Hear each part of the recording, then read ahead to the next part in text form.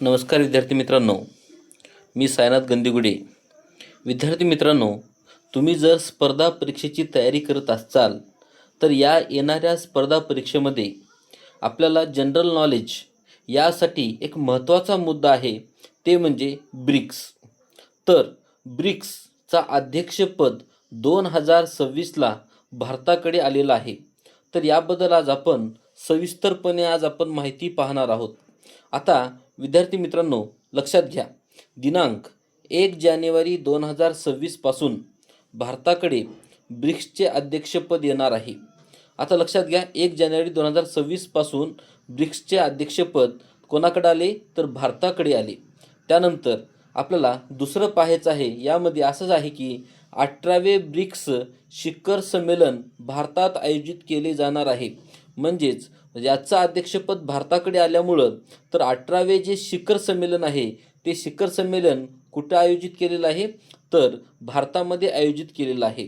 त्यानंतर या अगोदर अध्यक्षपद ब्राझीलकडे होते आणि हे अध्यक्षपद सध्या ब्राझीलकडून भारताकडे हस्तांतरित करण्यात आलेले आहे. त्यानंतर आता आपल्याला पाहायचं आहे की 17वे जे ब्रिक्सचे जे संमेलन होते ते ब्राझीलमध्ये पार पडले. आता लक्षात घ्या, 17वे जे शिखर संमेलन जे होते ते ब्राझीलमध्ये पार पाडले आहेत.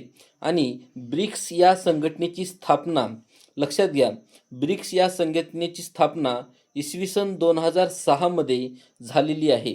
त्यानंतर आता आपल्याला पाहायचं आहे की 2011 मध्ये दक्षिण आफ्रिका सामील झाल्याने नावात यस हे जोडलेले आहे. म्हणजे लक्षात घ्या, BRIC आणि शेवटी यस हे अक्षर 2011 मध्ये दक्षिण आफ्रिका या ब्रिक्स संघटनेत जोडल्यामुळे यस हे नाव जोडले गेले आहे.